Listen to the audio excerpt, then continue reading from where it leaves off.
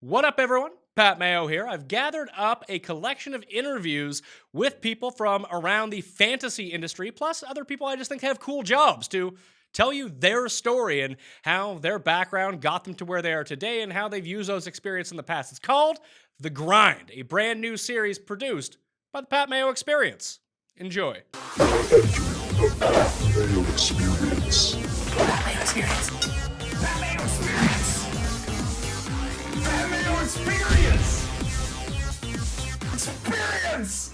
Welcome to the Pat Mayo Experience, a very special show, and you'll notice a series of these shows, so you can go back and check them all out. Today we are getting into the life and times of your favorite fantasy expert. How do they get into fantasy? What do they do growing up? What are they like in their personal life? Do they have any tips for you to get into the fantasy industry? So today we're bringing on Jake Ciely. What's going on, dude? What's going on, Pat? Are you excited to share your story? Sure. All right, well, let's kick it off. Where'd you grow up?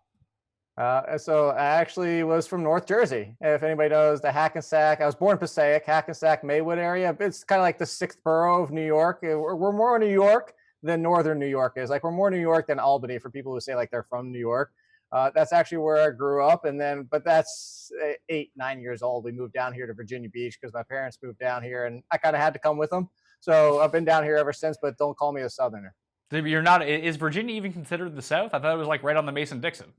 No, that's been my argument. We're kind of middle of the road, and people are like, I say, this area doesn't really have an accent, and then you get the people from up New York who, oh yeah, we're from New York, you totally have an accent.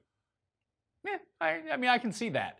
So I can recall, we've talked plenty of times, but I don't know your sort of entire story, but you used to be really good at golf, weren't you? I used to be really good at golf. Yeah, used to be is the operative word there. I actually recently tried to change my grip. I was told that that's why I didn't have any power. Come to find out, I could hit the ball straight. I could hit the ball at the hole all the time, but I topped out at like 240, maybe 250 on some firm greens or playing surface, honestly. And the fact is like, where's my power? And the guy told me, dude, your grip sucks. And I tried to fix that. And now my shots are all over the damn place. But yeah, back in high school and early college, I think it was right around a 7-8 handicap. That's not bad. And you went to Old Dominion? Yeah, went to Old Dominion. And I could have played baseball there, but I would have been like, like the guy at the end of the bench, that's me. And like you're here to help practice with everybody else, good teammate support. If we're up 15-0, you still might not get in the game. So I was not going to spend that kind of time and effort when I'm going to college to just be the end of the bench. And I was at second base at that point because growing up I was originally a pitcher. I partially tore my rotator cuff, so that threw that out, and I moved to third base. I was at third base and I was doing the proper, put your hand over the glove, and a ball tried to fit right here in between my ring finger and my pinky and split my hand wide open. I had to get stitches. So I said, that's it. I'm not playing third base anymore. And I moved to second. And then I ended up moving up to first. Found out I was a damn good first baseman, especially defensively. I apparently missed my calling a little too late. Maybe so. You don't strike me as a giant power hitter, though. No, I've actually never hit a home run over the fence. I've hit an inside the park home run, never went over the fence. I was definitely a line drive Ichiro Suzuki, but Ichiro hits home runs. I still couldn't even do that. So you were like the Yonder Alonso of first base. No, he's got power now. Okay, like John Olerud. Yeah, John Olerud. He was hitting like 330 in the early 90s, but he had to wear that helmet, though. No, I didn't have to do the helmet, but that's probably more accurate. All right, so what'd you take when you went to college? Marketing, only because it was the least boring business thing I could find. I was marketing and an e-commerce minor. I was actually one of the first people in the entire history of Old Dominion, this is a fact, to be an e-commerce minor because I just dated myself. That was just first coming through while I was at college. Did that translate at all? Like your familiarity with both marketing and e-commerce? I feel like you should be like a billionaire right now. Obviously not.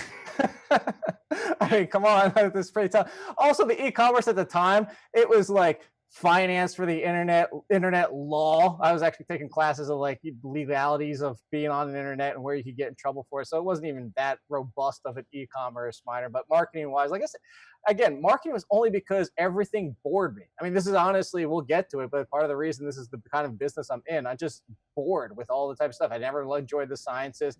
History is the most god-awful thing in the world to me. And I'm sorry if that insults people, but it just is for me. I hate history. I hate art. I hate going to museums. So I was just never going to go down that route. And it's just, like I said, it was the least boring thing, but it's still kind of boring. Yeah, most college stuff is super boring. Yeah, I mean, I had a 4.0, but it's just like, and like that type of stuff, like learning is just boring to me. Maybe it's just because it was so easy. I don't know. Oh, see, that's the other way for you. I was at like a 0.9 GPA. I had a bit too much fun in my college years, I think.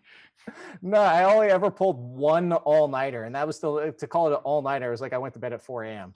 Oh, geez, I was pulling all-nighters. It wasn't for, any specific purpose. I was just up all night. It wasn't for learning. It was definitely not for me to show up in an exam or some sort of cram session.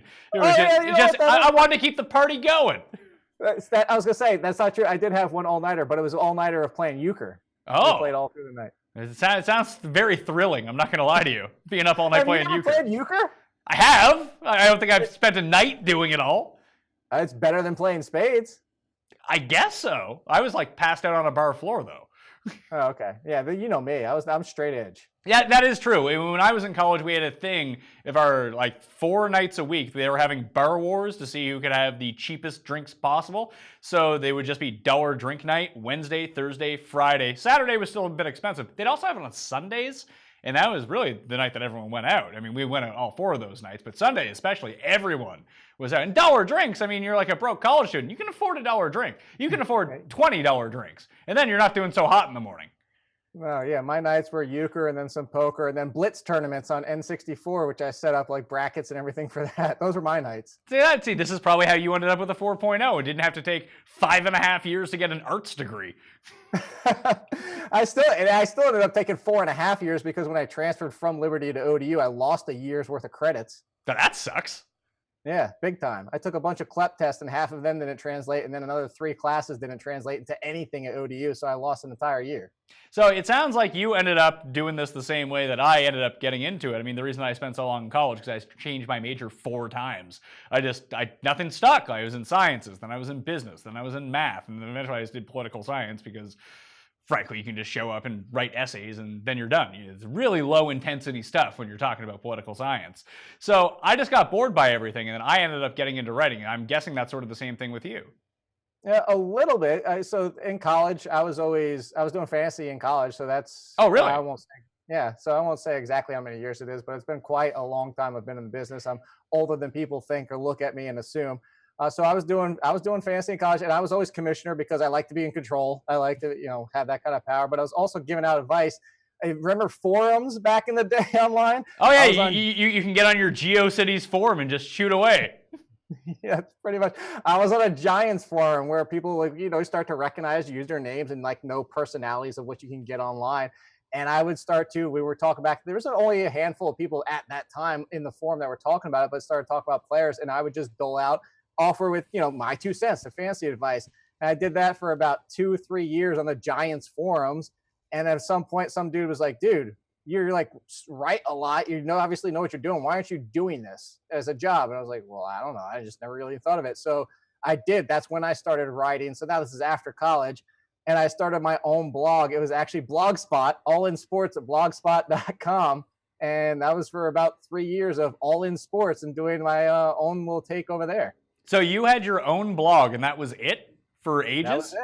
That was it. 100%. I sent out the link. Check the link. I sent out the link inside the forums. I would send it to people that way. And I had a couple people that I emailed every single week, but that's where I updated it. And this is before obviously Twitter, so I couldn't tweet out the link or anything like that. But yeah, Blogspot.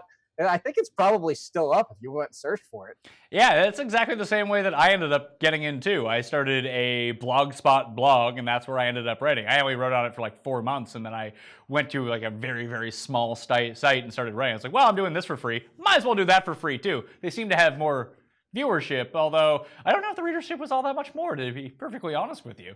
But no, see, mine was at least a significant jump. So when mine was, again, I was doing all in sports for like 2.5 years. How much were you writing on that site?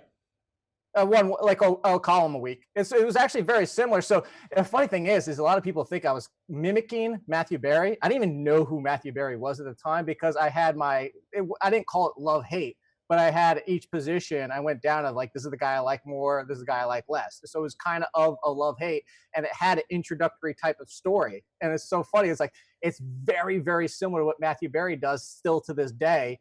And people thought that's what I was trying to do. And like I said, at the time, I didn't even know who he was. I didn't know most of the people in there. So when you break in, like, so you're doing that for 2.5, 3 years, where do you go from there? All right, so this is where it got interesting. So after about a year and a half, I started taking some of that and putting in manila folders and sending it out to anybody and everybody. But I also made the mistake not knowing what I know now. And back then, I was sending it out to the talent. Like I would send it to us. I sent it out to Max Kellerman, and I sent it out to Tony Kornheiser and Mike Greenberg. And so I was going to anybody everywhere, CBS, ESPN, Yahoo, all the big sites, but all the talent names and also the fantasy websites. And I sent it out to all of them. Sent out about 30 of them. I got I got 3 back. One I got back was Max Kellerman no longer here. That's how I actually found out he was fired before he was fired. Everybody else knew. The other 2 that I got back, I actually got phone calls from Mike Greenberg and Tony Kornheiser. Those are the 2 people who actually called me. What did they say? So Mike Greenberg was really helpful. He actually spent like a good 5-10 minutes just talking about like, this is what I've done. This is how I broke into the industry. It's not that easy. Here's my recommendations, all this type of stuff. Great guy, great conversation with him. Tony Kornheiser called just to yell at me. Because so I answered the phone. I'm at work, mind you, so I don't recognize the number. I'm taken off back by the fact that he, whoever. So I answer the phone. I don't recognize his voice because it sounds completely different on the phone. He's like, "This is Tony Kornheiser. This is Jake Ciely." And I was like, "Yeah." So I'm immediately like off. Oh my god, I can't believe Tony Kornheiser's on the phone with me. So he's like, "I got your stuff in the mail." He's like, "What did you want to know?" I was like, I just was looking for advice because I've always wanted to be on radio. I've always wanted to do the sports on TV. I'm trying to do fancy stuff, kind of blah, blah, blah. He goes, "Then just do it." And I was like, well, I was looking for your advice. And, at this point now I'm kind of nervous because Tony Kornheiser's yelling at me and I'm on the phone with him. So again, and I wasn't ready for it. A lot of people said I should have fired back, but I wasn't ready for it. I'm sorry. And so he's like, just go out there. I started writing for a paper. You know what I was doing? I just sent it. I just said, here, I want to write stuff for the paper. Put me in the newspaper. They eventually did. I was doing it for free. If you want to go on radio, go be on radio. Go start doing your own thing. Go start doing this. Just do it. I was like, okay, that's great. But any idea of how to start doing that? Because also it wasn't like now where you could just start a podcast any given day. And he's like, just go reach out to everybody, find somebody who'll give you the opportunity and do it. And I was like, okay, thank you for your time. It's not bad advice, though. It's the same advice that I always give people, too. Just like start a blog, just go do it. If you want to be a writer, start writing. And especially nowadays, if you want to be on the radio or you want to be on video, it's not super difficult to do anymore. No, at the time, you would have had to overnight at the local radio station or go to, I don't even know what it would be in Virginia Beach, but the local television station. Do they have those anymore? The local ESPN affiliate on the radio. I mean, that's kind of. I'm not even thinking about ESPN on the radio. I'm thinking about whatever. When you start getting in and you want to do sports, you might not even get a chance to do sports. You might be covering whatever. You might be DJing at 2 a.m. to 5 a.m. playing country hits for all you know. But just you get in and then you figure out your way in. But go do it. I kind of agree with the advice. It doesn't seem super helpful, but I do. After the fact, it makes a lot of sense.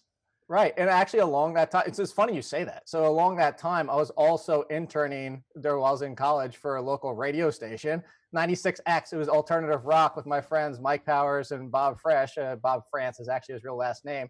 And I was just doing stuff with them. And they're actually the ones that gave me the nickname All In Kid. So I was just doing stuff with them, alternative radio. And actually after 2 years of doing that, the AM side of the company that owned the radio station decided to do sports. Stupidly for them, they were doing 50-50 sports and then other nonsense. There was a stock program, there was a wine tasting program. So at any time you could tune in and get sports, or you might get wine and cheese cracker fest. It just was stupid by them, and that's why it only lasted 6 months. But Mike, Bob, and I ended up doing the sports side of it, and it was a Fox Sports affiliate side. I was the producer, but also on air with them because they kind of they did the Corey Parson. They just walked in 2 minutes before the show and just were like, whatever. Just let's talk. And I actually did all the work. That's actually where I met Peter Schrager back in the day, who now doesn't acknowledge me as being in existence. So I'm kind of mad at him. But if you look at it, that was kind of what you said. It's I just found my way in there, and it wasn't even originally with sports. So what are you doing in the time that you're writing your blog? Obviously, you're not getting paid to write your blog, and you need to live. And I know you were a business owner at one point of time. So what are you doing in that time in your real life? So immediately after, actually my last year in college and immediately after, I was the store manager of a Game Crazy. If everybody remembers those. I don't know what that is. It's the Hollywood. Do you remember Hollywood Video? Yeah, I'm sure in Canada we have something different. Is it like the not Blockbuster rental store? Yeah, it was the not Blockbuster rental store, exactly. So they had Game Crazy, which was GameStop. It was inside the Hollywood Videos. It was like their version of GameStop. So I was the store manager there. Then that folded under. I left there. I actually went to work at Geico, and it was in that program, and that was just a miserable experience because I was in there as supervisor training, but I also was working in the internet department and doing projects and all this type of stuff on the side. I actually got fired from there because everything I had done to that point, because I've been working since I've been 14 or 15 years old, and I've always worked in a salaried environment where salary was like as long as you get your 40 hours, and it was always over 40 hours. It didn't matter if, one day you were there 8 to 10 and the next day 8 to 3 or something. So I kind of treated Geico the same way. As, sometimes I came in on Mondays. I was like, I'm going to get out early on Friday. I'm going to work 7 to 5 Monday, 7 to 5 Tuesday, and then on Friday I'm going to leave at noon because I want to go play golf. But I always got my work done. But all of a sudden one day they called me in and they're like, your time card doesn't match up with the hours that you're here. And I was like, well, I still have my hours. But they're like, yeah, but your swipes and the thing you sign electronically every single week says the hours you worked or the hours you're here. And we're going to have to let you go for gross misconduct. Ooh, that's rough. Yeah. I mean, I'm not afraid to be fired from places. Like, I think I've been fired from every job that I've had, except for since I've gotten into fantasy. Things have been much easier for me since I actually got into fantasy. I don't get fired all the time anymore. But before, when I was doing the other jobs, I really didn't like. I mean, the level of effort was not very high. I think that's why I work so hard now, because I had a good 15 years of just doing nothing. So I built up a lot of hours that I needed to put in. So I'm hoping it balances out when I turn 45 or something like that. Yeah, it all balances out in the end. Yeah, exactly. So that was after that. Then I had a little bit of time off, and then I ended up working for Lillian Vernon, which is an internet marketing company or a catalog company. I was the internet marketing manager in charge of that. There's your marketing background that finally kicked in and had some value. But they sold the stupid knickknacks, personalized knickknack stuff for Christmas and back to school and those type of things. Not exactly anything I ever bought or ever would buy, but it wasn't a half bad job. So I was doing that and my writing at the side. And then that company got bought out and is only in Colorado and it's very small and they downsized and all that type of stuff. So don't have that job anymore. And then I always wanted to open a deli similar to what's in New York down here in Virginia Beach. And I actually did that. I actually started my own deli, all in gourmet deli. And that failed, 100% failed. I closed 2.5 years into it, declared bankruptcy because I had to, because the company wouldn't let me out of the lease, even to find a new tenant. So I had to declare bankruptcy to protect myself from them because the lease wasn't up and they could come after me for the money at any time in my life. But people in Virginia Beach are stupid. They don't know what a deli is. I got called up asking if we had hamburgers, if we had pizza, if we had pasta, coming in and telling them they wanted to spend $5 on the sandwich, pay Subway prices, despite the fact we had 5 ounces of meat on there. And it was a New York style sub. The people couldn't even finish half of them for half of the people that were in there. Great food, great product, homemade everything.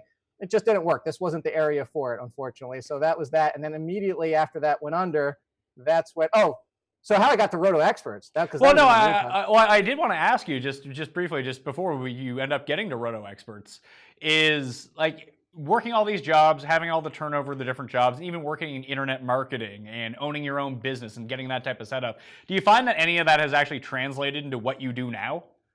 Not much. Really? Honestly. Yeah. I mean, I guess experience-wise is just being through things. The business owner side of things is just knowing what's going behind the scenes a little bit more of the companies you work for and being able to understand your bosses a little bit more with it.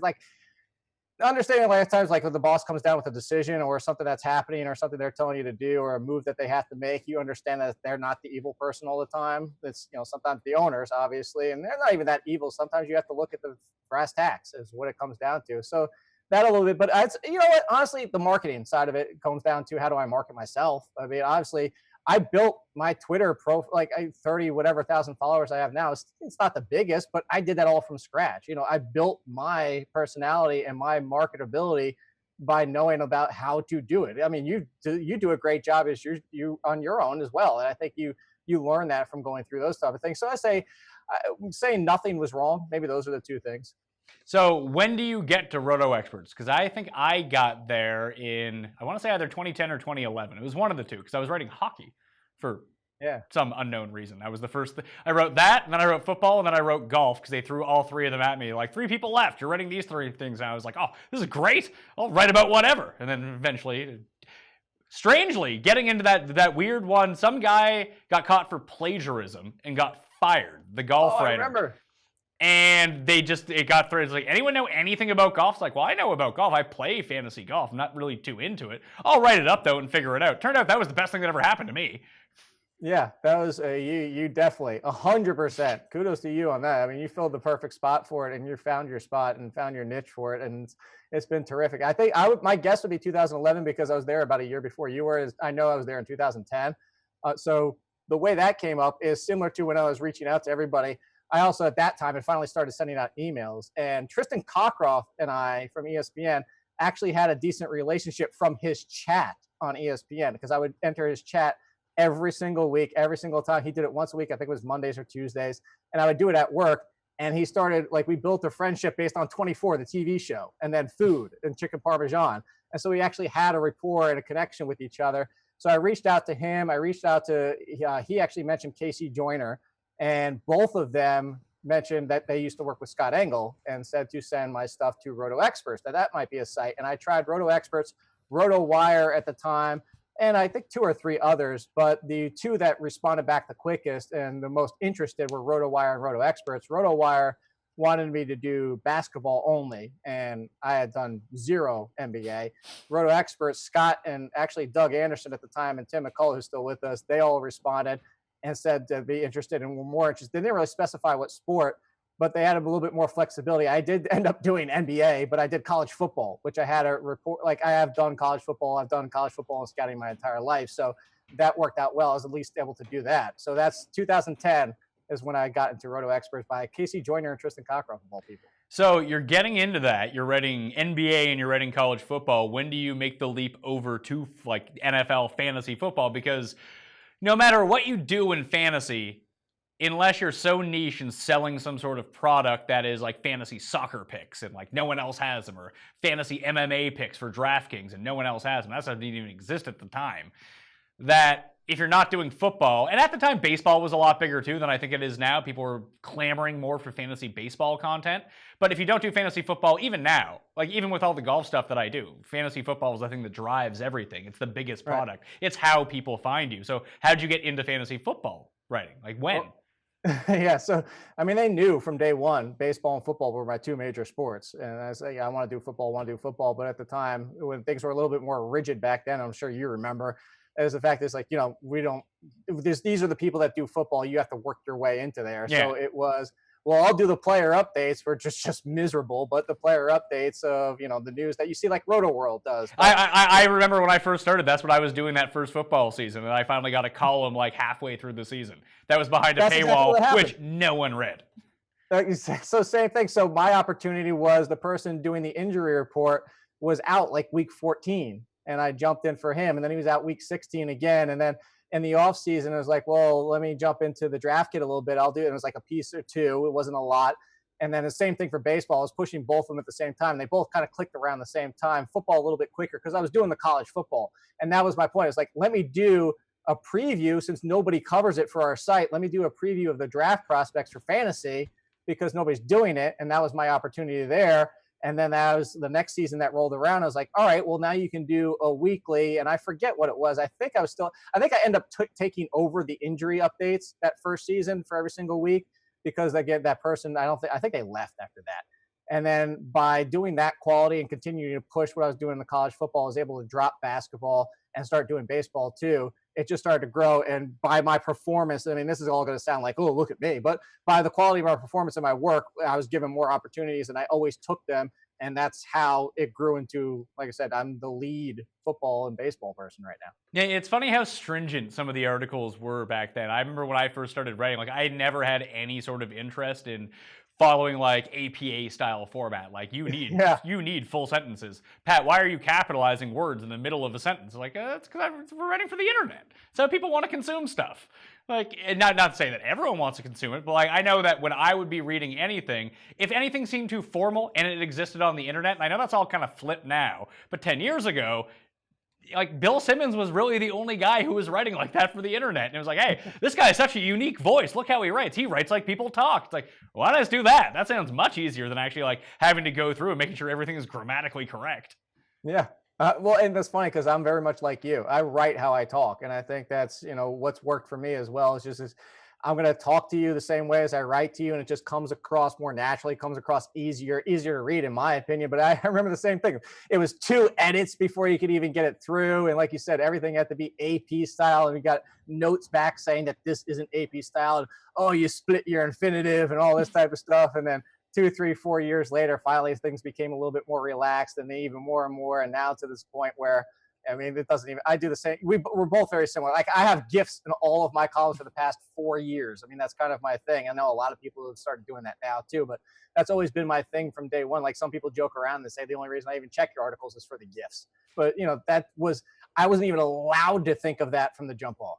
Yeah, so when I ended up going to New York and working for Roto Experts and then it became fantasy like a year later, like full time, that's when I kind of got the keys to the castle. No more edits for me, self-publish, let's go. And I just started putting crazy shit in.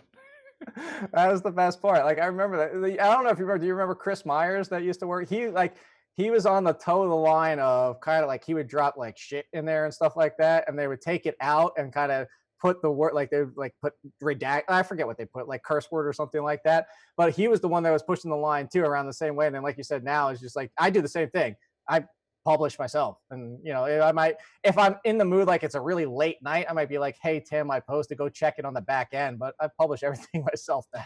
Well, when I stopped writing like full-length columns, because I was doing like 3 full-length columns before like all the video hit, and then after I would just post basically a video. I would do the big waiver wire for football, at least for the big waiver wire column on Sunday nights that I wanted to make sure that I got out before midnight so it would get into the system. And when people Googled waiver wire, it would pop up because when you don't work for ESPN and you don't work for CBS, that's really the only way that you can get noticed. And that is something that really helped me go forward, was just getting content out a day earlier than everyone else, which makes the picks really bad, by the way.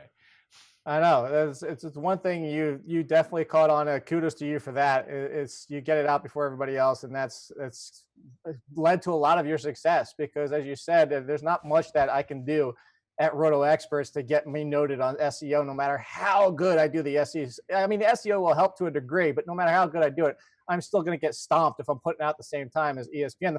To go back to that, something funny about that is I wrote an article a couple of years ago about the myth. It was the contract year myth. Tristan Cockcroft, literally the day before I did, posted the exact same article.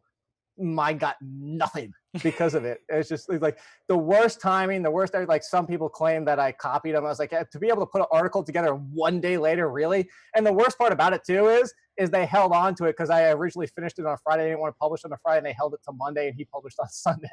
Oh, that sucks. Yeah, big time. So when you start writing football full time, you take over, like, what's your first like column that you have? My first column was basically what I was doing back when I was at the blog spot. It was like start sits, but more so just starts. It was my sleepers of the week, whatever you want to call it, because that's what I did. I was thinking about what you do is what's SEO like.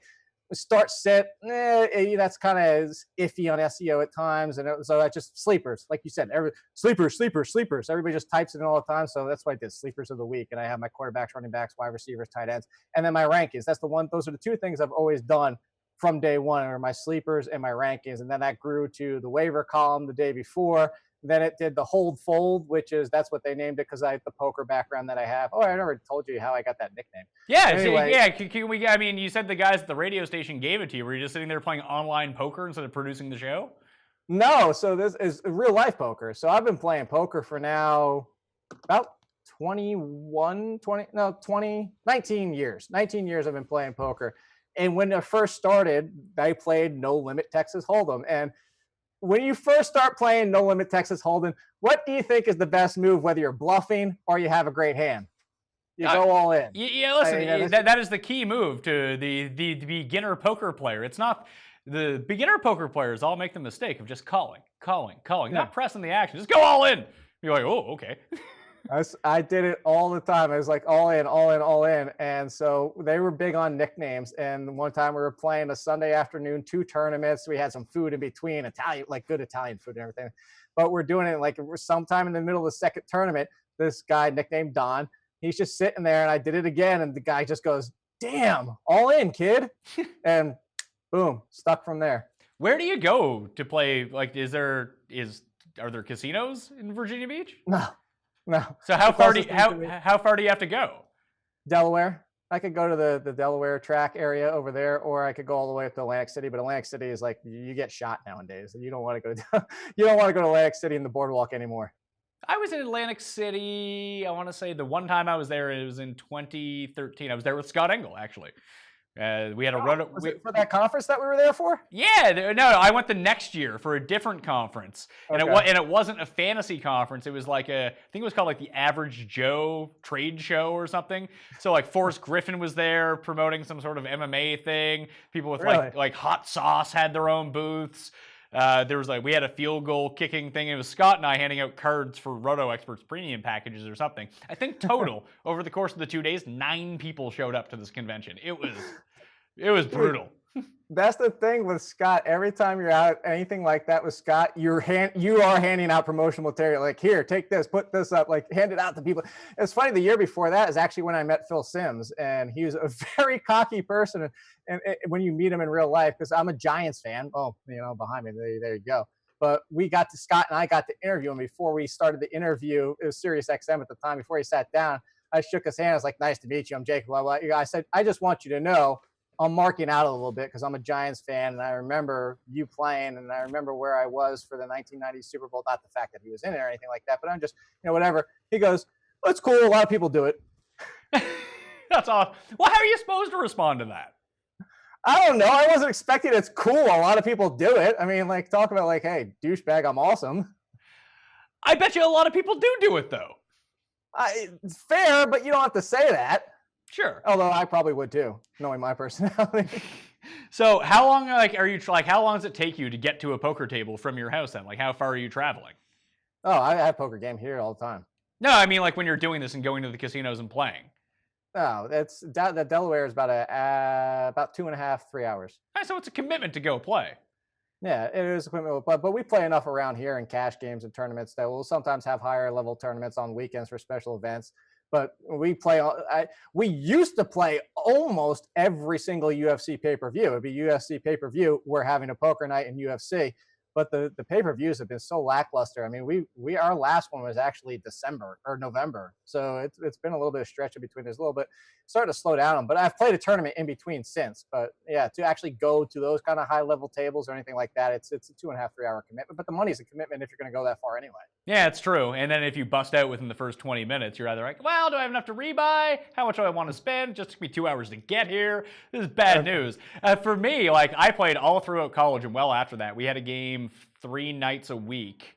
And then we actually had a casino downtown that had open poker tables 20 hours a day. Now, they went till 4 a.m. and they opened at noon. So there was time to go home and sleep if you really wanted to. So there was always poker available. It seems to be a very common theme that I've seen from the people that I've talked to and how now they're in fantasy is they were big into poker at one point. Maybe poker and fantasy go hand to hand with sort of the lifestyle that you can lead if you do play poker professionally or write about fantasy professionally or even play daily fantasy professionally like you do now, and entrepreneurial spirit. Most people have either started their own businesses or done something else that are involved in fantasy. Like it's not uncommon to hear that. In fact, most people have done it. Yeah, I mean, it's that entrepreneurial spirit. It's the risk-taking spirit, honestly. The fact is, I actually made a good chunk of change off Full Tilt. Unfortunately, got out before that went under. One of my clues to why I got out on Full Tilt. So I was in a tournament, and I'll tell you this, and you would probably get the same sense that I got if you played that much poker. I'm sitting at a table. I was not in this hand. I had folded pre-flop. It goes around. Somebody bets, somebody raises, somebody goes all in, but this person had over top of them, so somebody goes all in behind them. Person calls. Now, so you have 5 hands. The 5 hands that are only in before the flop even comes up. All 5 hands are pocket pairs. So there's your first tell. Like, that does not happen. There were 7s, 9s, then jacks, kings, and aces. This is all before the flop has even come out. I crap you not. I promise you to this day. I have a buddy who will back me up on this. So that's the first tell. Then the flop comes out, king, king, ace. So the dude hits 4 kings. The other dude hit a boat, aces over kings. And you're just like, holy crap, the chat room's going crazy. Next turn card wasn't even it. It was like a 6 or an 8 or something. It was like nothing that. Rivered an ace. Quad aces over quad kings with all those other crap on the board. I was like, forget it. I'm out. This is not real. I can't deal with this anymore. See, you need to move to Canada or potentially Mexico, as long as there's no wall that you have to get over to get into Mexico. I don't know how that's working out for you guys. But it's still on development. Online poker is still legal here. Oh, wow. I didn't know that. It never went away. Like, I mean, I think it's, I don't even know. I was never really one to play online poker. Very bad. I don't have the patience. It's weird. I can go and sit down and play poker in person for 10 hours. I have zero patience to do it online. I did that when we were in Vegas for League of Leagues. I left you, if you don't recall. You were playing blackjack, and I went to go play poker, and I played till 5 a.m. that time, which is 8 a.m. here on the East Coast. Yeah, I went and played for a good 7-8 hours. Was I drinking a lot? Yeah. Yeah, then I probably don't remember. I just remember me and Jonah sitting down at a blackjack table. I left a little bit after that because I didn't want to play blackjack. I wanted to play poker. Fucking Jonah played like 8 hands, got up like $100. He's like, that's it. I'm up money. I'm leaving. I was like, we got like 6 more hours of blackjack to play here. I had to put Toby on a plane at like 4 a.m. He's like, I gotta meet my wife and kids in Costa Rica. I was like, hey, your flight's in like 40 minutes, man. We might want to get going here. Like carrying him out, getting his luggage. It was good times. So that was a great trip. Oh yeah, that was awesome. That was the first League of Leagues. No one even went to Vegas this year. We went last year to do the draft. I think we're going to do it once every 2 years, once every 3 years, do the in-person. I mean, it's expensive to get out to Vegas and to do a draft every single year out there when not everyone's going to be there. There's always going to be people like Brad always drafts online because he has the March Madness stuff always at this time of year. It's never going to be good for him. He's never going to be able to come out because he has so much work to do unless, he gets out of the college basketball game, which I don't see happening very soon. No. So I want to circle back to fantasy a little bit. So you're writing these articles. You're doing baseball and football. At the time you were doing baseball and football, were you doing any other sports on top of that? I don't really remember.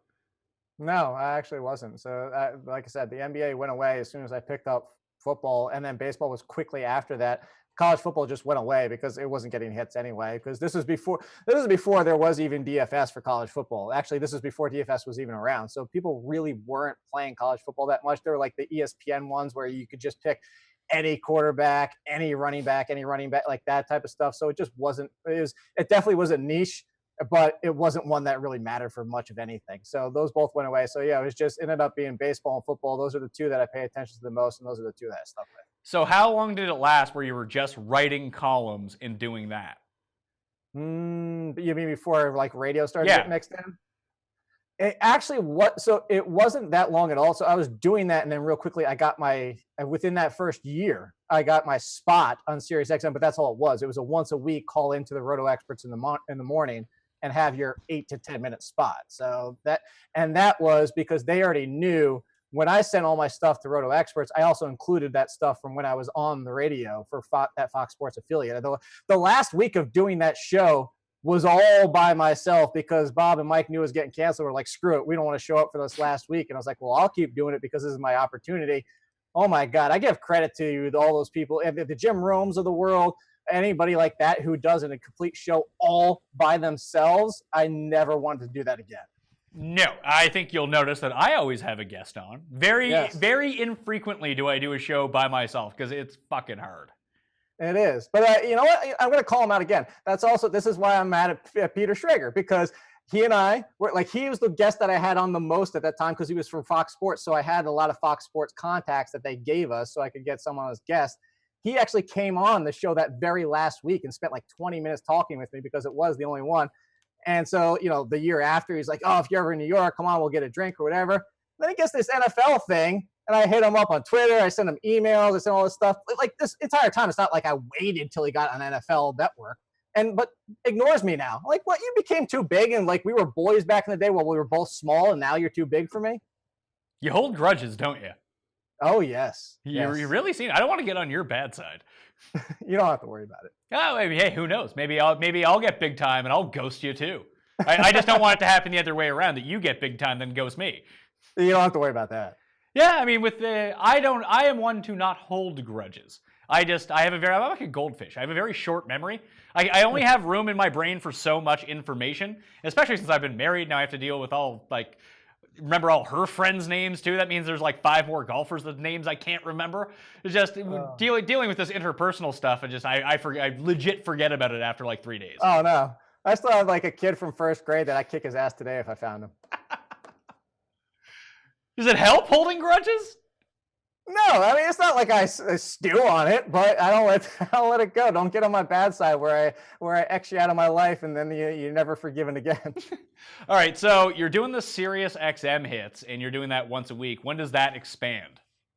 That really started to expand. I'm trying to think because I didn't really get the own show until Fantasy Sports Network started doing the Fantasy Sports Radio. Yeah, but did you become a bigger guest on instead of once a week you were frequent. So you're 3 times a week instead of once a week.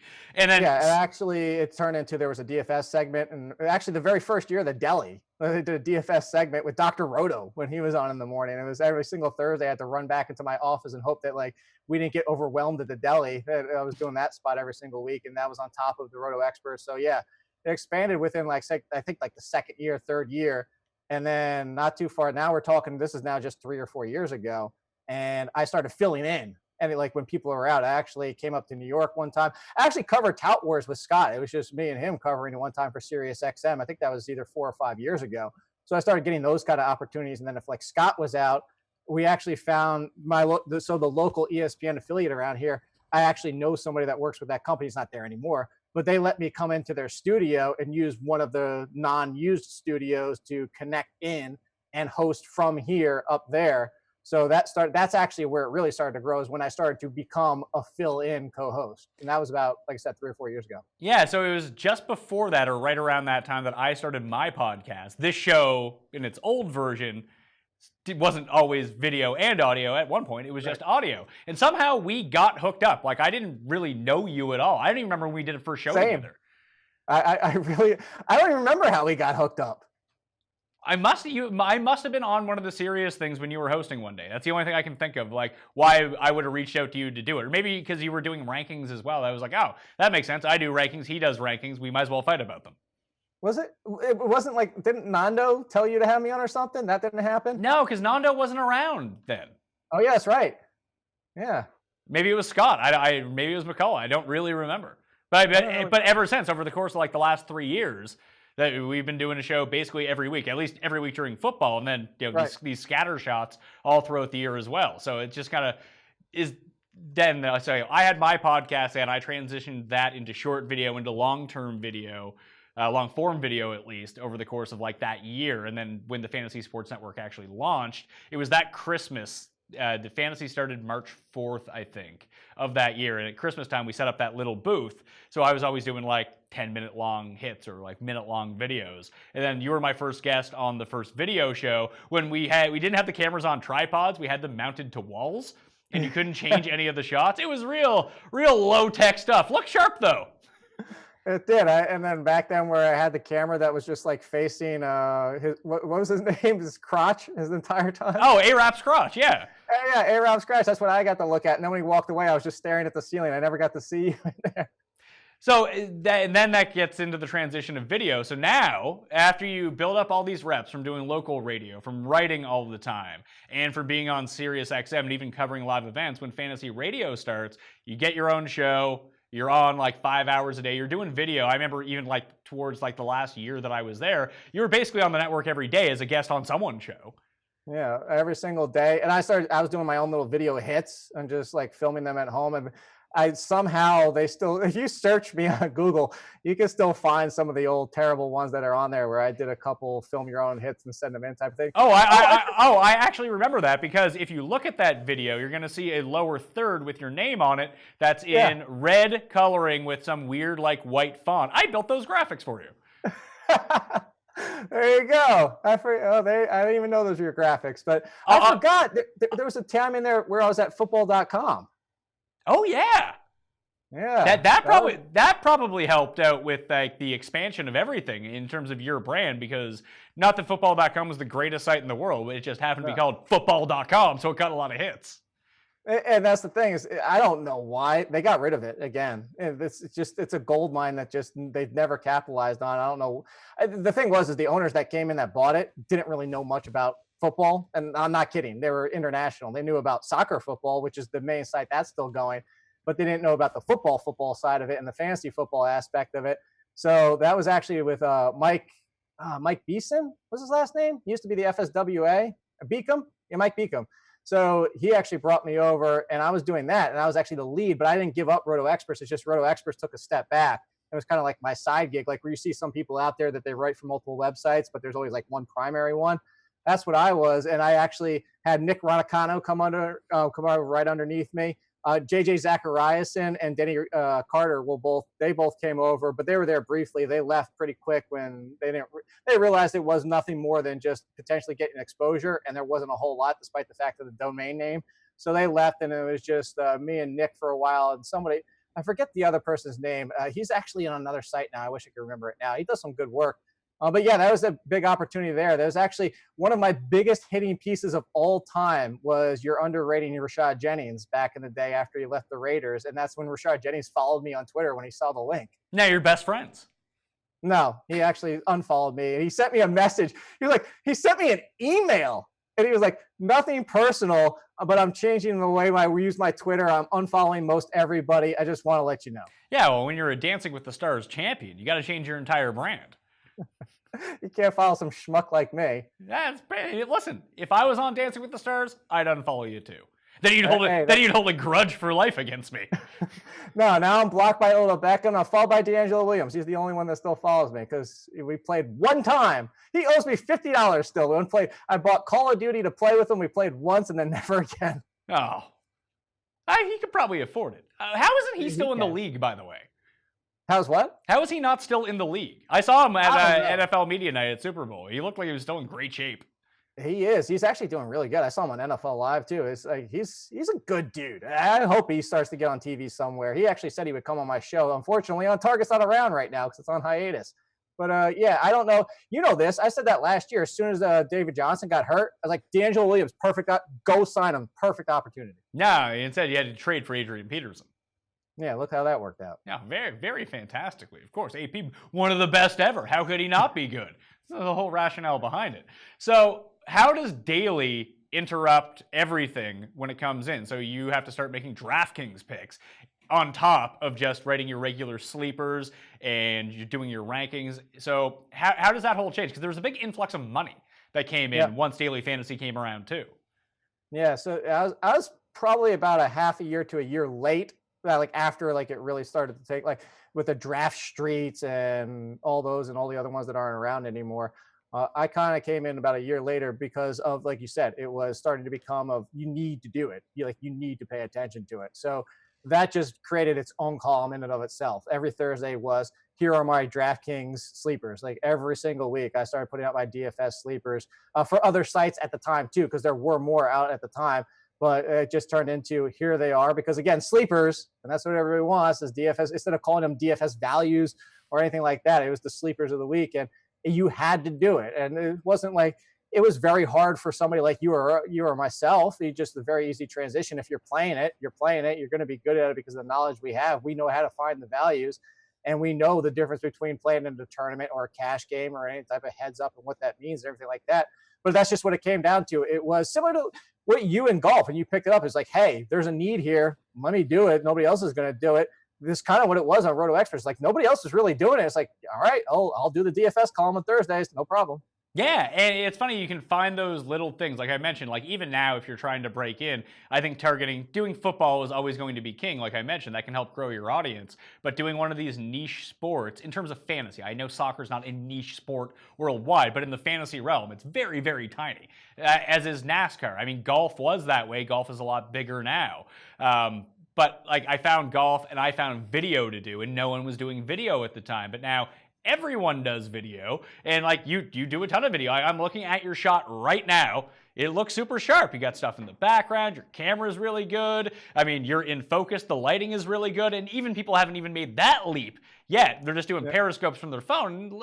Listen, How do you get better at doing video, I guess is my question. I can just say just do reps, but I actually after I finished my degree in college, I went back to school and actually learned how to be a broadcaster, how to be on TV, how to present, that kind of thing. I mean, for you got into video because they made you do video. How did you get good at it?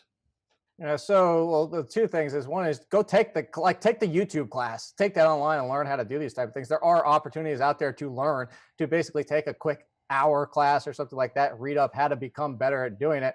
Honestly, this is going to be back patting for you. I just learned from you. I watched a lot of, I jumped on video, and you remember back in the day when I first started, there's a white wall behind me. That's not there, as you said, anymore. It's the backdrop of it. And I created my own different kind of backdrop.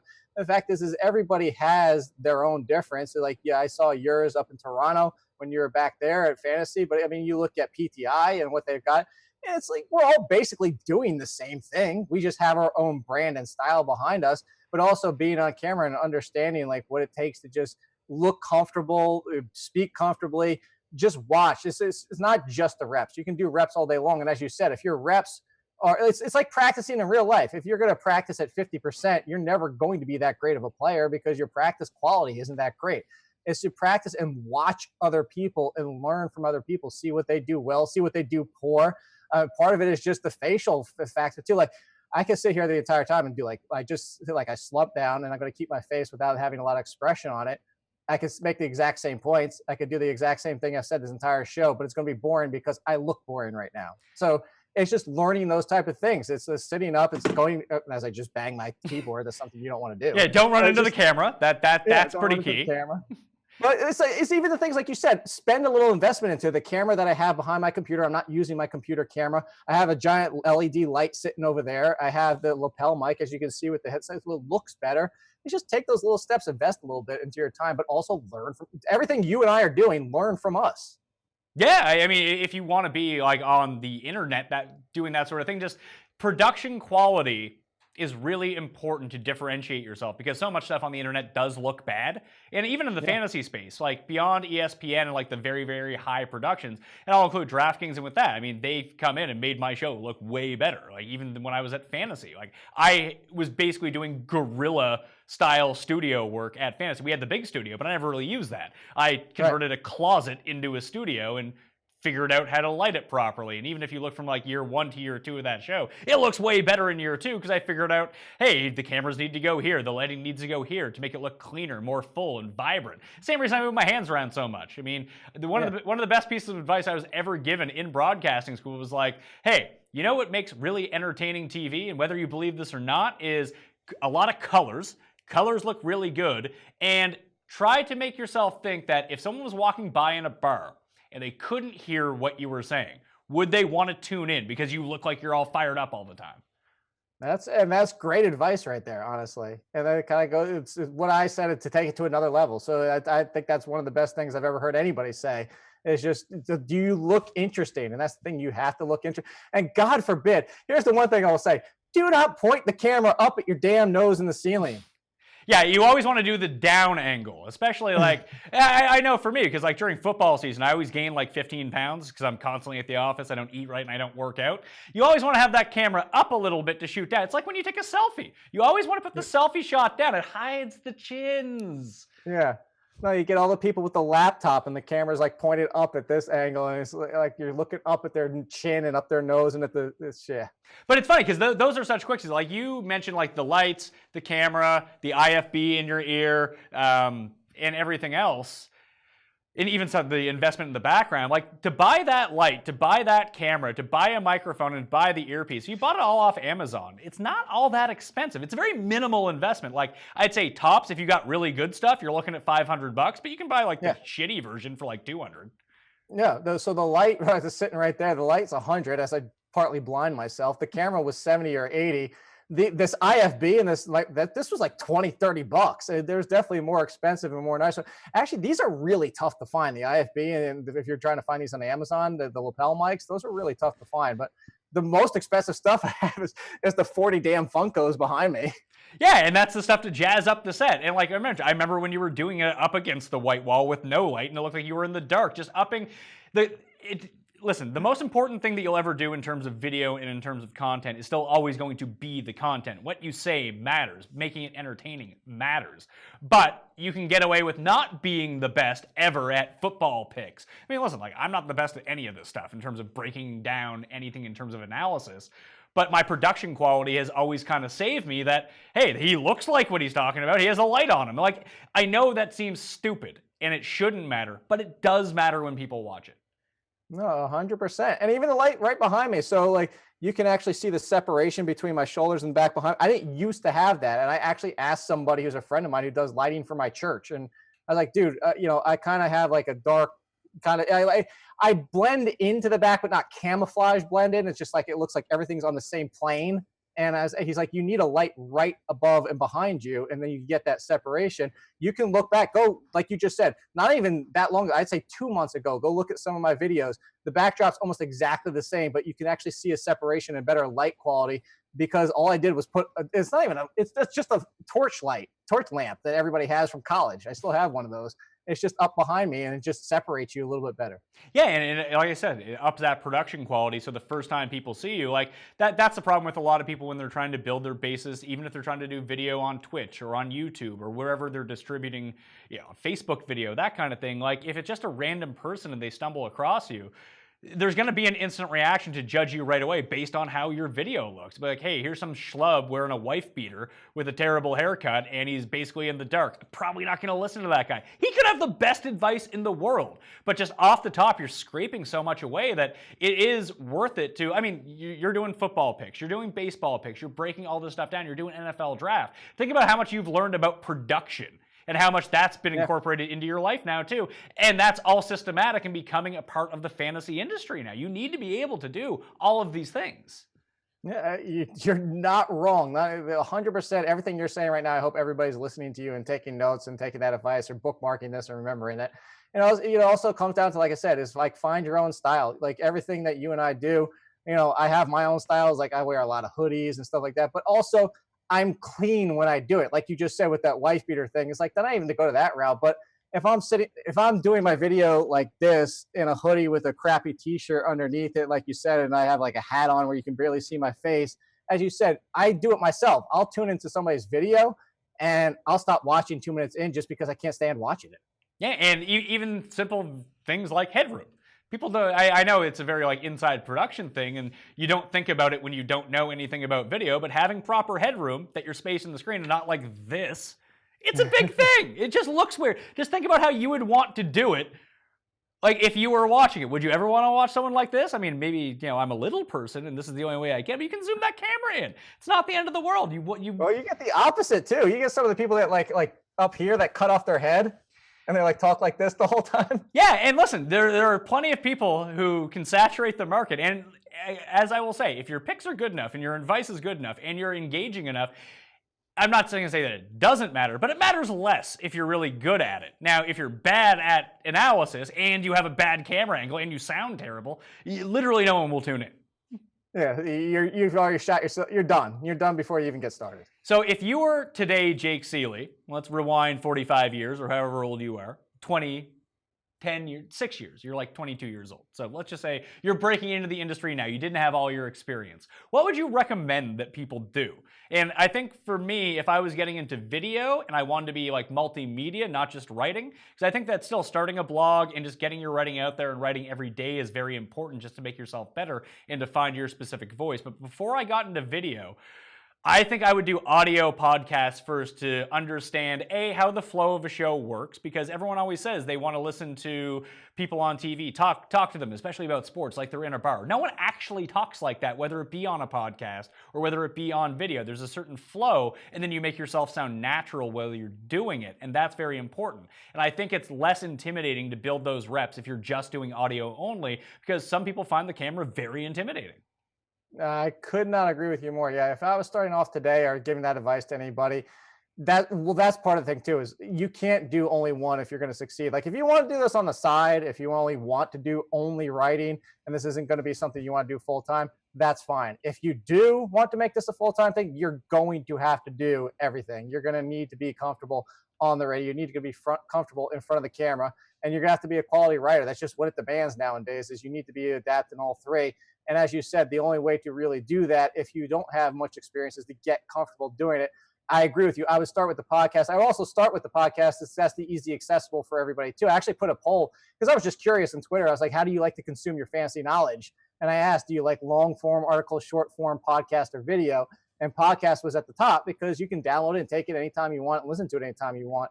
And you don't have to only do your own, but do your own writing, and do what I was doing. Just keep reaching. But like I said, reach out to the right people. If you're looking to be a guest, then you contact the talent. If you're looking to get hired by a company, you're not contacting the talent. Trust me, half the time, the talent will be like, oh yeah, I'll pass your stuff on. And it never happens. I actually have some references that I could tell you off air, exactly people who had did that to me, the exact same thing when I was trying to break in and never forwarded my stuff on. So you got to find out the people, the production manager, or whoever's in charge of that type of stuff. But don't do that until you have quality. I've also seen that as well. I've seen some people who have sent me stuff asking to send along, and I've always done it because I remember what that was like.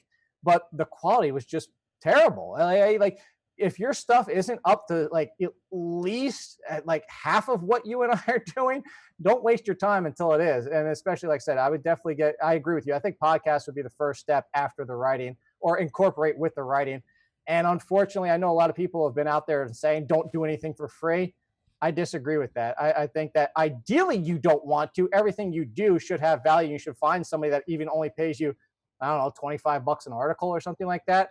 But if all you can do is free, I'm not telling you to go do it for free for the next 5 years, but it did take me 5 years with the Roto Experts before I was a full-time employee. And, you know, I would do it again if I knew I was going to get to this point. It's tough to swallow, but not everybody's going to be paid. It's a terrible business. Yeah, and I went through the exact same thing too, until I really didn't get paid anything until I got into video. And then video was my big differentiator when it came to that.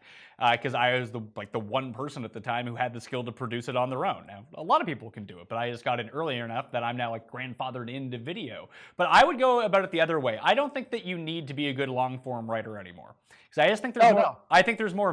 You need to be a capable writer that can write 300 words. That's probably it. Even if it's just a description of your podcast, or know how to tweet properly and not fill it with typos all the time. Although I do fill all my tweets with typos because I'm like half drunk and doing them from my phone. But getting into audio and getting into video, I think right now, if you're trying to break into fantasy, if you want to get paid to do it and sustain yourself, like, just think about how people consume. Reading an article is great. I like reading articles, but podcasts, even you mentioned it, that's how people want to consume everything. I even look at the numbers for my show, and the podcast numbers are like 20 times bigger than the video. Yeah. And if the writing, that's exactly, I should have included that, but if you're going to do it, you don't, that's 1,000, 1,500 word, 2,000 word articles, not needed anymore. People don't want to do it. Actually, so the short form was a higher percentage than the long form, just for the reference of that poll. I think long form was the least of all the options there because people just don't, like you said, they don't want to sit there and read. I mean, they do on the toilet a lot of times. I actually had some people even respond that and said, this is what I do when I'm on the crapper. But at the same time, they're not on the crapper for 15 minutes, unless maybe you have a medical problem. But the fact is quick hitting, 400 words. I mean, like you do with your rankings, you don't spend, what do you have, a paragraph for each section? You don't need to go into the long form. You don't need to be Bill Simmons anymore. Bill Simmons still gets his thing, but that's few and far between. Just people don't have the time or the attention span nowadays to sit there and read through that. So absolutely, I definitely agree. If you are going to do the writing, that you hit the short form nowadays. And the big thing too, I mean, I always say 300 words because once you get over 300 words, it becomes far more SEO valuable, and it will pop up in searches far more easily than it's like 100 words, something like that. But you can use, I mean, people can see it when I do my rankings. I have my rankings list. I have Marking Room in worst place. But I mean, the only real text in it is the disclaimer at the bottom, where you can find the show, and then an intro paragraph to whatever the video in the column is about. I know rankings are going to get hits, so embedding my video in that, it's just another way for people to find the video. So it's not just YouTube anymore that they can find the video. They can now find it through, like right now on the DK playbook, if you just Google Pat Mayo rankings, something will come up. You'll find the video in there. If you didn't know it existed, if you have the DK Live app, the video will now populate in there too. It's just being able to write coherently enough to get by to push the rest of your stuff. Use the columns as an outlet for your multimedia, and I think then you can kill like 3 birds with 1 stone. Oh, absolutely. And I will say one more thing too. I forgot. I just to think about this too is interact with us. And I say with us, I say the entire fantasy industry. Look, one of the things too, to go back to what I was saying about building my Twitter presence is I kept trying to jump into conversations. Look, you're going to get ignored a lot. I mean, the fact is like people don't know who you are. People still don't know who I am in some places in the fantasy industry. I don't know everybody that's in the fantasy industry. There's thousands of us out there at this point now, but jump into conversations, but don't jump into the conversation and be a dick about it. And don't be a conversation and say, this is why you're wrong. This is why I'm right. Find conversations when, this is what I used to do is I would see Jamie Eisenberg or, like Evan Silva or somebody like that. And I would see them having a conversation about somebody that I did have a strong opinion on. And I would jump in and offer my 2 cents. Ignored 9 out of 10 times, but eventually some of these people will see you in the conversation and you might get followed by one of them. And then people who follow them will see you in the conversations. And then that's how you build this. So one of the things there too is that's also how you build your community. And the fact of if something opens up, it'd be like, hey, I know this guy from Twitter, like conversations. Maybe he's got something to offer for this position that opened up here, or I knew he was looking for a position. So you have got to build your connections and just be aggressive about it. Because like I said, build. If you get 10% of the people to be part of your connection network, you're succeeding. Any final tips or tricks you can think about of not only getting in, but actually doing this for a living? I would say that was probably my biggest tip or trick. Is what I was just saying right there is that to build that network. It's Twitter. I don't use LinkedIn. I think LinkedIn is rather ridiculous, but I do know that. Yeah, I mean, I open up my email. It's like you have 72 new LinkedIn. I don't think I've ever offered up to be followed by anyone on there. It's just like people are all over it. But see, that's my thing. So people are on it. My question was, do people actually use it? I don't think people actually use it. I don't. Everybody's on it. Yeah, I don't think I've never actually used it for anything. No, and that's what I think. Oh, I will say one thing too, is if you can find your niche, find it. Like you can see that there's the people out there like Scott Barrett, very stat heavy from Pro Football Focus if nobody knows about him. You and myself, a lot more pop culture, you even more than me, but also more slang, like, more comfortable in our speak and stuff like that. Very heavily opinionated. Some people want to be the stat geeks, and there are places for that. I mean, Mike Clay is not a stat geek. I want to call him that, but this guy's on ESPN. He's very stat heavy, very like more dry than we are. You can find what you are and go after that and find that niche. And that's the thing is, the problem is like you got to find it and just don't try to be. Here's what I was getting at. Don't try to be something you're not. If you're not like you being Pat Mayo, if you're not like Mike Clay, don't try to be that person because it won't come off authentic. Yeah, the authenticity is a very big thing, and finding that niche and sticking to it is super big. I try to be as broad as possible, and you kind of mentioned that with like all the pop culture stuff. I try to do every sport at least. Even if it's like I still do baseball stuff, I don't know fuck all about baseball anymore, but like I'll have baseball guests who do know to come on, and I'm still aware enough that I feel like I can ask the right questions. Other people might have a different opinion on that, but just kind of throw out those hook, line, and sinkers. People at least know if they follow my show that they're going to get something that they like eventually, and maybe they'll stick around, or at least tune back in after the fact. Like, hey, I know it's Masters week. I hate golf. Not going to tune in. But I know the 2 weeks after that, there could be UFC on there. There could be NFL draft on there. There could be The Bachelor on there. That kind of thing. But, I mean, cast a wide net and then figure out what really works for you. And then, as you can see, look how much my golf content has grown over even the past 2 years. That I do 3 golf shows a week during golf season now. In football season, I do 6 football shows a week. I don't cover anything else like that. I know what my 2 main things are, and then I can have fun with the rest of the stuff. But do identify what your niche is, and then go after it. Yeah, and find your voice and find your personality in that as well. I know I'm not, if anybody meets me in real person, I'm not a cocky asshole, but I come off that way and I embrace it. Like the people joke about like all in heel instead of all in kid. And that's the thing is like, I'll embrace it and take it a step further. Yeah, I'm sure you've seen my tweets and I fire back, and I do that just because, you know what? That's the way I'm perceived. I'm not doing it intentionally. I don't know the New York humor. I don't do it as well as people from New York where people always know I'm joking. But you find your personality. It's going to, not everybody is going to like you. There's a reason they're Twitter trolls and trolls in general. But just find out who you are and be that person. Like I said, I'm not trying to be Pat. Pat's not trying to be me. We're not trying to be the other people in the world. They're not trying to be Brad Evans or Matthew Berry or anything like that. Just be who you are. And if people hate you for it, honestly, I have a lot of people that follow me just because they hate me. Yeah, don't worry about being hated, and definitely don't worry about being wrong. Eventually, if you're wrong long enough, people will just tune out. Unless you're me, because people just seem to keep tuning in for just the worst analysis of all time. I try to make it fun, though, when I do it. That's more, my lane is more fun than actual real analysis. Your lane is a mix of both, because you are really good at analysis. But, like, if you have a hot take and you believe it, say it. Don't have hot takes for the sake of having hot takes, though. But just prepare to be wrong, because you're gonna be wrong, and don't let it bother you. CJ Anderson. Yeah, like I just know there are so many people out there that have really good insights that they should be sharing with people, because they'll like off air, or I mean just outside of like being online, just to talk to someone one-on-one. They have really good insight into things, but they don't want to throw it out there for the possibility that they might be wrong. They're just not willing to have that heat come after them. I mean, being wrong is just like being right. Whatever draws attention to your work is really all that you want. You want people to like you. You want people to really admire your work. But when it comes down to it, you just want those clicks. Click the link. Yep.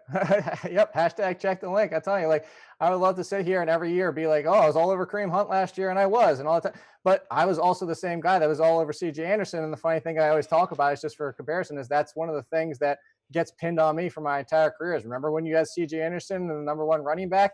The funny thing was, this Casey Joyner, who I referenced earlier, wrote an article on ESPN saying this is why CJ Anderson could be the number one running back this year. Brad Evans, who I also mentioned in the show, said that CJ Anderson could be. He didn't put him at number one, but the person who got pinned with it of being the idiot was me. And I'm fine with that, because you know why? I got publicity for it. I admit I was 100% wrong. I had my reasons behind it, and I still stick to what those reasons were, but I'm not going to be 100% right. If I was, I wouldn't be doing this damn show with you. I'd be out in Vegas making a shit ton of money. Yeah, and you have to, and plus it's fantasy. It's all going to be sports related. I'm not selling my picks to you. I mean, you can choose to believe them or not if I make my case properly. If this was like, I don't know, the medical business and I was a doctor, there'd be a higher degree of, levels of being right and being wrong. You want someone who's super right when it comes to that. When it comes to this, it all just boils down to what you think. That's why the ability to get into this industry is always going to be open, because it's a very subjective thing that you can only look back at the results on. And frankly, most people, as long as you have a reasonable line of thinking of why you came to a conclusion, people are going to believe you. It's the people that can articulate that the best are the people who end up getting the jobs. Yep. Learn from us and make your own decisions on top of them. Don't, like you said, we're not trying to stay here and say we're going to be right 100% of the time. We're also trying to teach you and learn from us. Yep. So hopefully people enjoy this. I was very intrigued to hear your backstory, Jake. Now I feel like I know you better. I appreciate that, Pat. Well, I got to get your full backstory. I've got a lot of it throughout the years, but I've never had like the full what we just did. So the backstory is super easy for me. I don't remember most of it. I can barely remember what happened 2 days ago. I'm a bit haze. And then yesterday. Yeah, I remember what's going on today. I wrote it down that I was talking to you. Couldn't really remember what it was about until we started talking, and then boom, here we are. Well, Jake, here we are 6 months later after we recorded that interview. You are no longer with the Fantasy Sports Network and Roto Experts. You are now with The Athletic. And one of the most difficult things is I went through a very similar transition when I left Fantasy and Roto Experts, the same spot where we worked together. And I went on my own, started my own production company, and signed on with DraftKings as a contractor and did other work, like with Fantasy National. That transitional period and trying to figure out what to do is super tough. Like, was it a really tough decision to make that move where you'd been so established? It obviously was a little bit. My biggest thing was there was two scenarios that I could have went to, and it was trying to depend on whether or not I wanted to move, what my kind of move, like it's the comfortableness factors. People, you develop anyway. I mean, in life, when I say people, is any job you've ever been at, you get the comfortable, you know how to work your work. And I'm not saying like game it, like cheat your system or whatever. It's just, what is expected of you and where you can overwork in certain areas and not extend yourself to the point where you're exhausted. And that's a very important part of our business. Is you and I and everybody else is already working 70, 80, 90 hours a week, especially during the football season.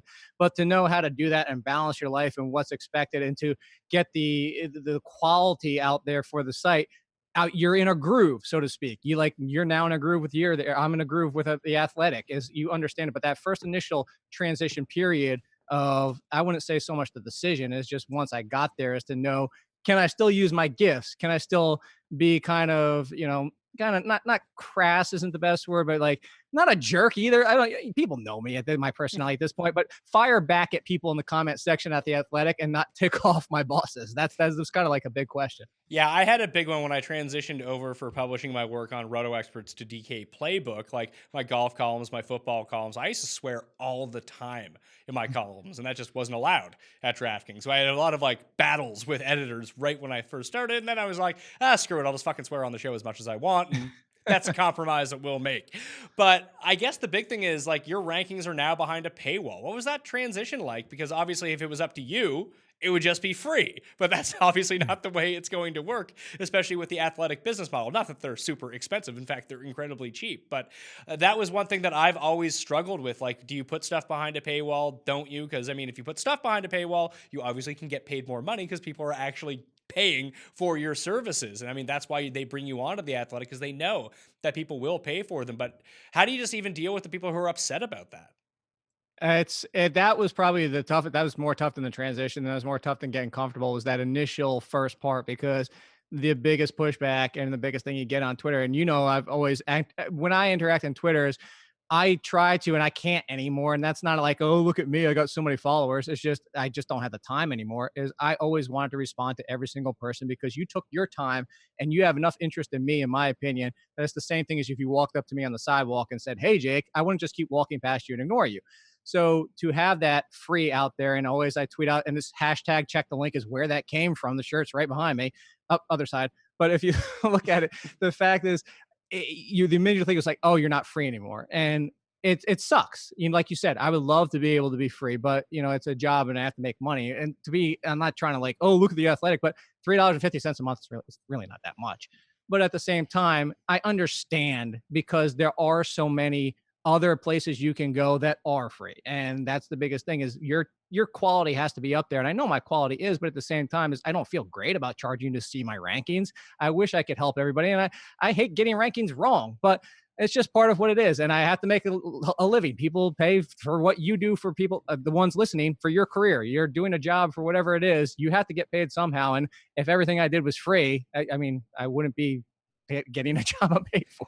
Yeah, it's true. And even like something like the Athletic, where it is so cheap, it's not just like access to your rankings. You get to be a part of like a package of, I mean, how many writers do you have at the, because if you buy the Fantasy Athletic, it's all the Athletic, right? Right. It's all, no matter what you buy, if you come in for Detroit Pistons, their section, and sign up, it's everything. There's a lot of people who left comments at the end of the section, was like, wow, I already had a subscription before you guys added fantasy. This was so terrific, blah, blah, blah. Is you pay for it. You get Ken Rosenthal, who's 10 times bigger than me and better than me, Jason Stark, and Jay Glazer, and you get everything that the Athletic has. So it's not just me, but the perception is, you mentioned at the top, is the immediate thing people see is when I tweet out the link and check the link for my rankings, and they click on it and you have to pay for it. It's immediately, I actually haven't had somebody say it. I can't believe you're so big that you think you can charge for rankings. It's not me. I'm not charged. And it's not just my rankings. It's for the Athletic website. And I guess that's like, that's probably the biggest thing. Like if you had started and you just started something completely new and you started charging for it, it would probably be a little bit different, but it was the same content that people had been expecting from you. It was such a quick switch that all of a sudden it's behind a paywall, just really jars people when they're so used to finding something. Like that was a big thing with me. Like if I was, because I was wondering what to do when I left fantasy, and I ended up deciding to do this, and I'm very happy I did, but I was thinking about doing like a Patreon podcast or maybe charging for videos, that kind of thing. And I started thinking about it like, I'm not as good as you as ranking. Actually, in fact, I'm not probably in the same stratosphere as you as ranking players, especially for fantasy football, that I don't know if I actually provide any valuable content to be worth charging outside of like pure entertainment. Like if you were looking for good gambling picks or good DFS picks or just good season-long rankings for fantasy football, I just don't know if I provide that. And that would be my biggest holdup when it comes to it. At least you're good at this.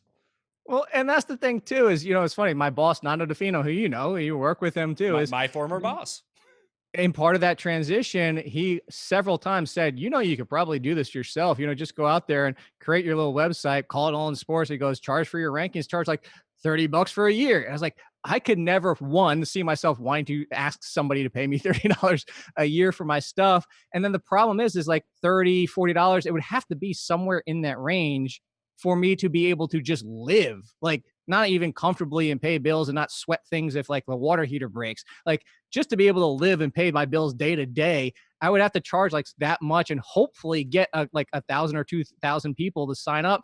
And that just didn't even feel that good to begin with. So to go to a site that has everything else with it, I thought the same thing you did. I have the Patreon thing going on, but that's just fun for the side that people want extra from me. That's not like my go-to. I don't put my rankings there because that's, as you said, the extra, if you want the extra entertainment. I never saw myself being willing to, it just doesn't feel right to be like, hey, pay $40 for just me. If it was just you doing all the work, I can see it. Like, I guess the biggest thing is when you try to translate people over, like people who consume your work, it could be anyone, but there is a limited amount of people that click on your rankings, come back every single week, the people that actively search you out. And then if you start charging for that at the same time, like what's the retention rate? If let's say 100 people are consumers of your content, how many of those 100 people do you think would actually pay for it? Like 2 of the 100, maybe 5 of the 100, like 5%. Is that the conversion that you'd be looking for? And once you start whittling that down, like you said, if you could get 2,000 people to subscribe to your work, you could charge $10 a month for it. You'd be making like 250 grand a year. But that's so many people to get that I think that people overestimate how many they'll actually get on board with them. No, there's not even a question. You want a perfect example? We started the Patreon podcast. I have my free All in Sports podcast. I'll give you right now the percentage difference of the people signed up for the Patreon versus the free All in Sports podcast is 1%. Really? So it's a 1% conversion rate. But so far on that. What is the extra value added behind the paywall? I guess that's the part that you'd have to play with too. And this is a problem. I mean, The Athletic has a really good marketing strategy for this because A, it's so cheap. They have so many people in so many different facets of, I love, like you said, like Detroit Pistons NBA. I also love Niners football. And if those are the only 2 things I care about, it's still worth the $3 a month or whatever it is because I get the in-depth stuff from there. So they're so big that it's easy to charge that. But like, even when I see some of like the DFS sites out there, it's like, what do you give away for free and what do you put behind a paywall? Because once you start going 100% behind a paywall, it's really difficult to grow an audience. And I hear people all the time be like, I'm going to start up a podcast and it's going to be a pay podcast. Like, where are the actual consumers coming from? Because no one knows what this is. No, and that's the exact point. And if you look at it, I mean, talk about the people we know, the handful of people that are really doing it on their own, like Chris Harris or the fantasy footballers. So first of all, Chris Harris came from ESPN.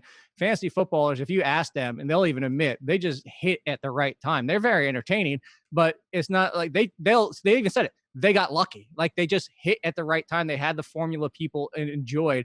Those are the rare exceptions to your point. It's very hard to do it on yourself. What do you offer? What kind of level is better than what? Here's the question that you always need to ask. Like whether it's you, as I'm talking to Pat Mayo, anybody listening, even if you're doing it for free, what do you offer that everybody else doesn't? For you, the one thing I always tell everybody is it's not just the golf coverage and all that type of stuff. It's not just, yes, I know you joke about your rankings, but you still provide great insight, but you're one of the most entertaining people that are out there. And you don't get that everywhere else. So if it's, for me, it's the accuracy. If you do find me entertaining with my gifts and other type of stuff, what differentiates me from everybody else who's trying to do the same exact thing?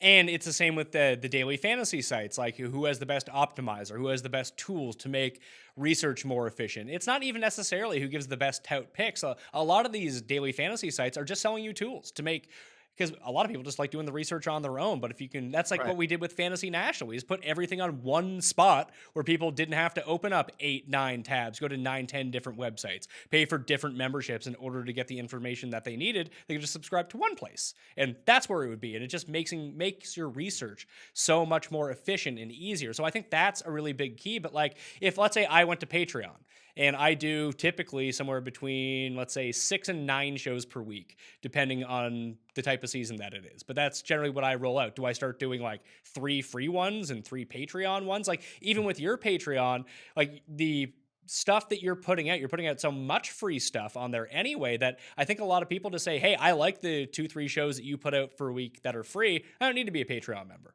And that's right. But that's always the challenge. Like if you stop putting out the free stuff, will people stay subscribed to it or will they translate over? And they probably won't, to be perfectly honest with you. No, and that's so, I kind of tested that last week when I had my whole gum surgery, which is kind of part of the reason I try not to smile too much when you laugh at your stuff. But if you look at it, I kind of looked at the Patreon last week and saw if we had any increase. We had 2 new people sign up when I didn't do a podcast at all last week, and I just tweeted about the Patreon podcast. And I don't know if that's a direct correlation because I didn't. But to your point, is like you said, is it going to transition over there, even with the tiers of like, well, the lowest tier you get 1 show, the next tier up you get 3 shows, the next tier up you get advanced shows and a YouTube special and stuff like that. Like you said, it's hard to know. It's almost it's a game really. You got to see what works. Like we actually added a cheaper tier just to have you can get all the Monday shows, so people only pay $3 a month just to kind of try us out, so to speak. So it's the tough game. I know Patreon has done a hell of a lot for people, and it's a great service, and especially get people out there for not doing it completely 100% for free because not everybody can afford that.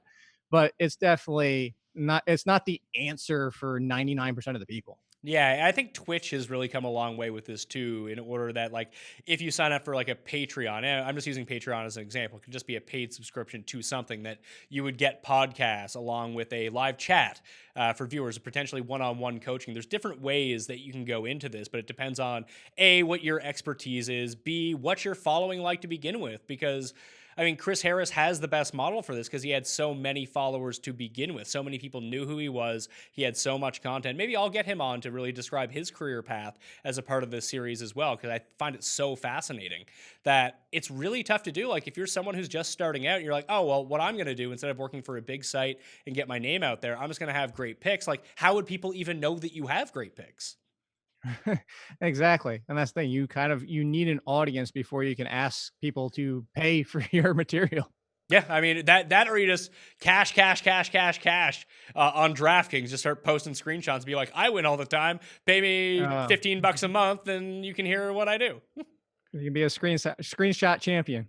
Hey, some people are It's a very effective marketing tool. No matter what anyone says, the reason that people continue to post screenshots and be like, hey, members won this much. And at Fantasy National, I mean, when people tweet me and they tell me they won, I always retweet it. Not only does it make me look better, although I probably had nothing to do with it, that it's great. I like to highlight people that watch the show or use Fantasy National or use the column or listen to the podcast and download it, and they won like 50K. That's awesome. I want to give them some pub too. Yeah, but I think you do it better. You do it the right. I'll leave it at this simple statement. You do it the right way. I don't know if there is a right way to do it. I mean, the right way to do it is to bring attention to yourself. Like no one's going to lie about that. But No. But you do it in a way where it doesn't come across as sleazy. Look at me. Yeah. Yeah, but it is very look at me-ish. That's why it's done. But whatever people will know. People know what I'm talking about. You understand the way that you do it works well. All right. Jake Ciely, any final thoughts on where you're at right now? You seem to be in a good place. Seem pretty happy. Oh, I'm thrilled. I could not be happier. Yes, the Athletic is a terrific company. Nando Davino is an amazing boss. The site is amazing. I get to interact and talk with people. Even just send a message to Trent Dilfer and talk about something like it's so cool to be able to say that. And I get to go to like the combine this year, so it's great stuff. All right, Jake Ciely. You can check him out on Twitter at AllInKid and on The Athletic and the All In podcast as well, plus that Patreon. Hey, maybe you enjoyed the chat. You can be a Patreon member. Maybe that's something you could branch out into. That's the one thing that I thought, because I know Davis does this really well with the TakeCast, because he has a Patreon, that maybe the Patreon episodes are just not stuff that you normally talk about with people. Oh, we did. We talked about like my lack of a love life, and we talked about my gum surgery one day for 10 minutes when my first day back, when my voice was really terrible. So that's the kind of entertainment you get. You get the insight to our lives. All right, cool. All right, I'm Pat Mayo. You can follow me at the PME on Twitter, Facebook, and Instagram. Subscribe to the Pat Mayo Experience audio versions, and for the video version, this has been The Grind, a new series from the Pat Mayo Experience where we talk to people from around the industry. For more interviews, check the description and comment section. Don't be afraid to give the show a like on your way out. It allows me to keep doing these. I'm Pat Mayo. Thank you for watching. I'll see you next time. Pat Mayo Experience! Experience!